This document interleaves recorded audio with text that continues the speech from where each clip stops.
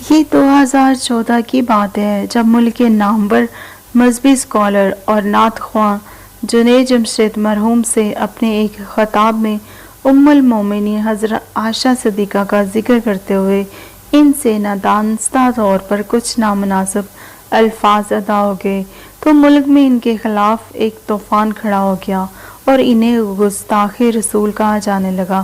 حالانکہ تقریر کے بعد انہیں خود بھی احساس ہو گیا تھا کہ ان سے بعض غیر ضروری جملے ادا ہو گئے ہیں، اور ان کے دوستوں اور اساتذہ کرام بالخصوص مولانا طارق جمیل نے بھی انہیں احساس دلا دیا تھا اور اس کے ازالے کے لیے ان سے استغفار کرنے اور قوم سے غلطی کی معافی کی درخواست کی۔ چنانچہ جنید جمشید نے نہ صرف اللہ سے توبہ استغفار کا ورد شروع کر دیا بلکہ ایک ویڈیو کے ذریعے قوم سے اپنی غلطی کی معافی مانگی، لیکن اس کے باوجود کچھ لوگ انہیں معاف کرنے پر تیار نہیں تھے۔ وہ بار بار انہیں برا بھلا کہہ کر اپنے دل کی بھڑاس نکالتے رہے، جن میں نام نہاد مذہبی اسکالر ڈاکٹر عامر لیاقت شامل ہیں۔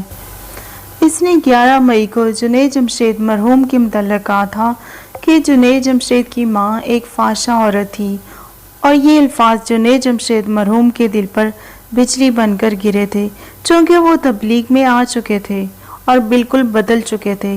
اس لیے انہوں نے عامر لیاقت کو برا بھلا کہنے کی بجائے صرف اتنا کہا کہ عامر لیاقت، تمہارے الفاظ نے آج مجھے اور میرے خاندان کو جو اذیت اور تکلیف دی ہے، ایسی اذیت اور تکلیف مجھے زندگی میں کبھی نہیں ملی۔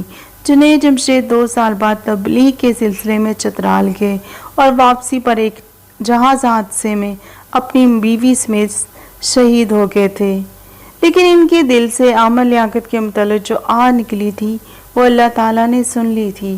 وہ ٹھیک 6 سال بعد اسی 11 مئی کو عامر لیاقت اس وقت نشان عبرت بن گیا جب اس کی تیسری بیوی دانیہ شاہ نے بہاولپور کی ایک فیملی کورٹ میں اپنے خاوند کے خلاف خلا کا دعویٰ دائر کرتے ہوئے کہا کہ عامر لیاقت ایک شرابی انسان ہے اور وہ شراب کے نشے میں دھت ہو کر اکثر اس پر نہ صرف تشدد کرتا تھا بلکہ غلیظ گالیوں سے بھی نوازتا تھا۔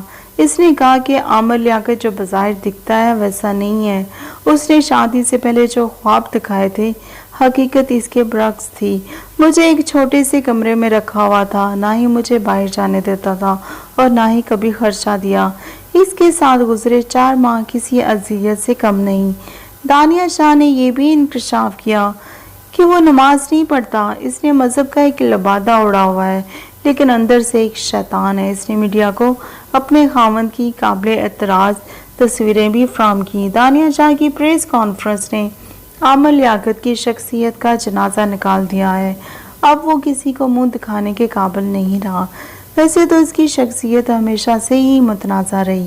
اس کی کئی اخلاق سوز ویڈیوز منظر عام پر آئیں اور اس کی تعلیمی ڈگریوں پر بھی تنازع چلتا رہا۔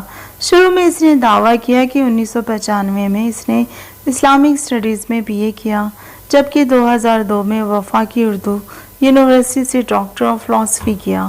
اس نے ایک دعویٰ بھی کیا کہ اس نے 1994 میں لیاقت نیشنل میڈیکل کالج جامشورو سے MBBS کیا، جبکہ مذکورہ میڈیکل کالج نے اس کی تردید کی۔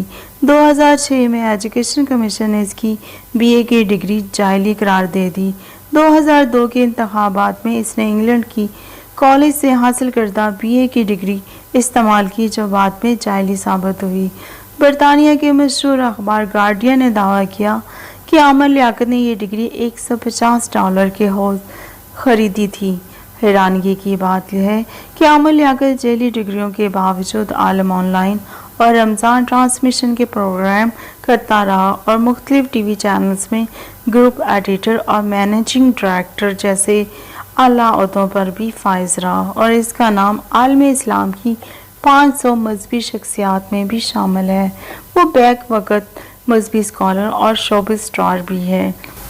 2016 میں خبر چلی کہ ڈاکٹر عامر سید نور کی ایک فلم میں سائمہ نور کے متقابل کردار ادا کرے گا، جبکہ 2019 میں اس نے قوم کو خوشخبری دی کہ وہ ایوب کھوسو کی فلم میں برہان وانی کا کردار ادا کرے گا، جس کا بنیادی موضوع کشمیر ہوگا۔ ڈاکٹر عامر لیاقت نے اپنا کیریئر مذہبی اسکالر سے شروع کیا لیکن پھر شوبز کی طرف چلا گیا، مگر جنید جمشید مرحوم نے اپنا کیریئر سنگر سے شروع کیا لیکن پھر مذہب کی طرف ایسے گیا کہ پیچھے مڑ کر نہ دیکھا، حتیٰ کہ جان بھی اللہ کے راستے میں دے دی، اور اس کی موت پر پورا ملک اشکبار ہوا۔